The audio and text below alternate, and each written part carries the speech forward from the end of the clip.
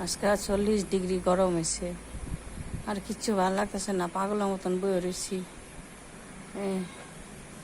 এত গরম দিছে, মানে কইবার মতো নাই, অনেকই গরম দিছে। তোমরা দেখো আমার কি অবস্থা আজকে, এদিকে শরীর ঠিক নেই।